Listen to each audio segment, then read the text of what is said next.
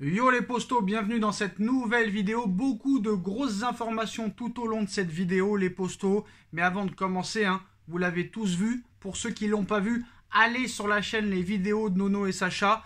Le communiqué du collectif Ultra Paris. Le groupe historique de supporters, des vrais supporters comme nous. Comme ceux qui sont supporters depuis très longtemps. Depuis la fin des années 90 ou le début des années 2000. Ils ont, on va dire, communiqué leur mécontentement et ont complètement clashé le club, ses dirigeants, ses propriétaires et tous les dirigeants, tout l'organigramme. En plus de ça, je suis totalement d'accord à 1000% avec eux.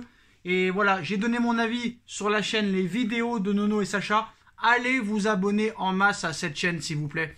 La chaîne, le lien est en bas en description. Et honnêtement, on a débattu vraiment avec Nono sur ce sujet-là.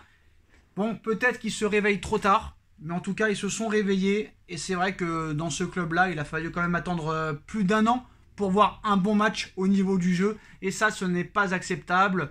De surpayer des joueurs qui ne jouent pas, de prendre tous les joueurs pour des stars alors qu'elles le sont peut-être pas, c'est pas normal.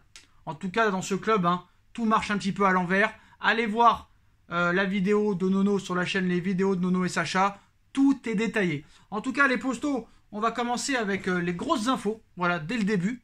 Alors, installez-vous sur votre fauteuil. Mettez votre ceinture. À J-7 de ce match contre le Real Madrid, le PSG n'a pas le droit à l'erreur. Prochain match et dernier match avant le Real Madrid, vendredi soir contre Rennes au Parc des Princes à 21h. Donc l'équipe devrait normalement être remaniée. Surtout qu'en plus de ça, le PSG caracole en tête de la Ligue 1. Mais on va parler un petit peu d'avenir. En ce qui concerne Ángel Di María, le PSG hésite à prolonger le contrat d'Ángel Di María qui expire en fin de saison. De son côté, le joueur aimerait rester une saison de plus. J'ai envie de te dire, il va falloir voir les 4 prochains mois pour prendre la décision. Si Ángel Di María donne encore entière satisfaction lors du mois de février, mars, avril, mai, j'ai envie de te dire, pourquoi pas une saison de plus. Si on voit qu'il passe complètement à côté, je pense qu'il faudra dire merci, mais au revoir, avec tout le respect que j'ai pour Ángel Di María. D'ailleurs, en ce qui concerne Ángel Di María, qui est un petit peu sorti sur blessure dimanche, donc apparemment reprise avec le groupe prévue pour ce mercredi pour Ángel Di María, donc rien de grave, c'est quand même une bonne nouvelle. En ce qui concerne Neymar, Neymar, on va pas se faire d'illusions, normalement Neymar devrait être forfait pour le match la semaine prochaine au Parc des Princes contre le Real Madrid. Il a rejoint le groupe ce mardi après avoir effectué une partie de son travail en salle. Il ne sera pas disponible contre Rennes vendredi, donc 0% de chance de le voir contre le Real mardi prochain. Après, avec le PSG, tout est possible. Ils sont capables de l'imposer à Pochettino. Ils sont capables de dire à Pochettino, tu nous mets Neymar. C'est un ordre. Même s'il n'a pas joué une seconde depuis 3 mois, ils sont capables de le faire. Voilà. Parce que comme l'a dit très bien le collectif Ultra Paris, la priorité pour le Qatar, c'est de faire de l'argent. C'est la vente de maillots, c'est tout ça. Donc maintenant, en ce qui concerne les autres joueurs, Mauro Icardi et Wijnaldum ont participé à tout l'entraînement collectif du jour. Ander Herrera et Sergio Ramos sont restés en salle. Donc pour Ramos aussi, il y a très peu de chances de le voir disponible contre le Real Madrid. Leandro Paredes est touché à un adducteur. Il devrait manquer le match contre Rennes et possiblement aussi celui face au Real Madrid. Donc ça commence à faire beaucoup. Ramos peut-être indisponible. Neymar normalement forfait. Paredes forfait pour le Real Madrid.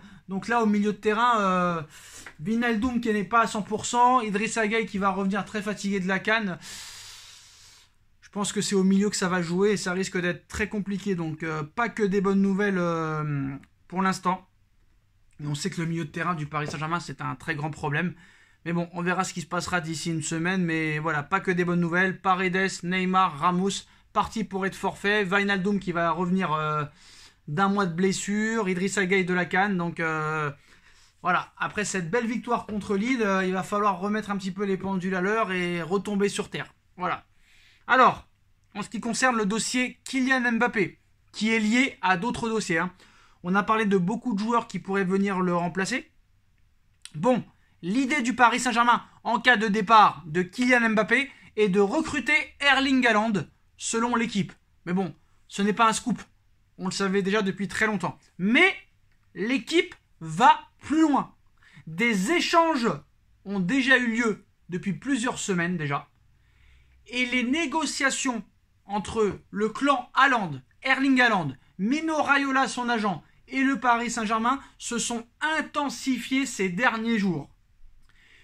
Accord possible entre le club et Haaland pour un transfert de 75 millions d'euros plus 10 à 15 millions d'euros de bonus. Maintenant, il faut se mettre d'accord avec le Borussia Dortmund.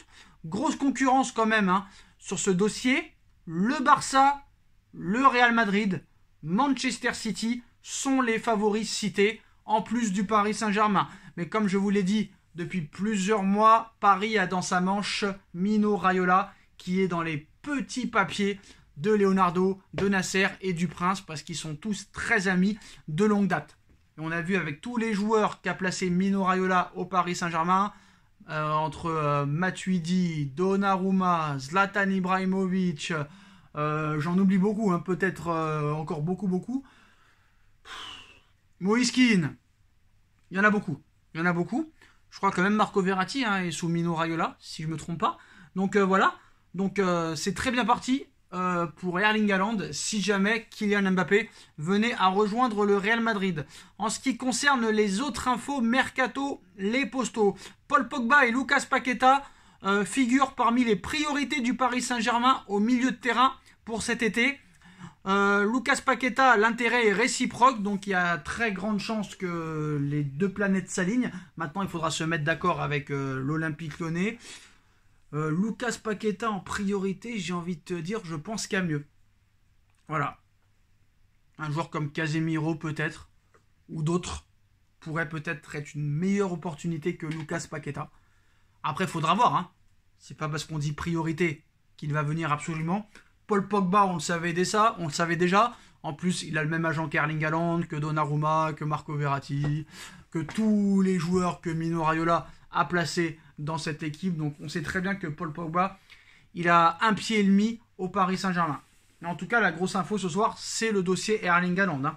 Donc voilà. En plus, on sait très bien que Erling Haaland ne jouera pas dans le même club que Kylian Mbappé. Donc voilà, qu'il y ait déjà un accord entre les deux parties si jamais Mbappé s'en va pour que Haaland vienne au PSG, c'est quand même déjà une très bonne nouvelle. Donc voilà les dernières infos de la soirée et du jour, les postos. Dites-moi en commentaire ce que vous en pensez. N'hésitez pas à vous abonner en masse à la chaîne Les Vidéos de Nono et Sacha. Le lien est en bas en description. On reparlera aussi de la délicate situation de Cristiano Ronaldo, qui lui aussi pourrait débarquer au Paris Saint-Germain dans les prochains mois, parce que comme vous le savez, c'est le but de Doha, de faire du marketing, du merchandising, de la publicité. Et s'il pourrait mettre Cristiano Ronaldo et Lionel Messi dans la même équipe, accompagnés de Neymar, ou peut-être de Mbappé, ou de Haaland si Mbappé s'en va, ils vont pas s'en priver. Donc voilà, le paradoxe CR7, on en reparlera plus tranquillement dans les prochains jours. Voilà les postos, on like, on partage, on commente, on s'abonne et on se retrouve très vite pour une nouvelle vidéo les postos. Tchuss.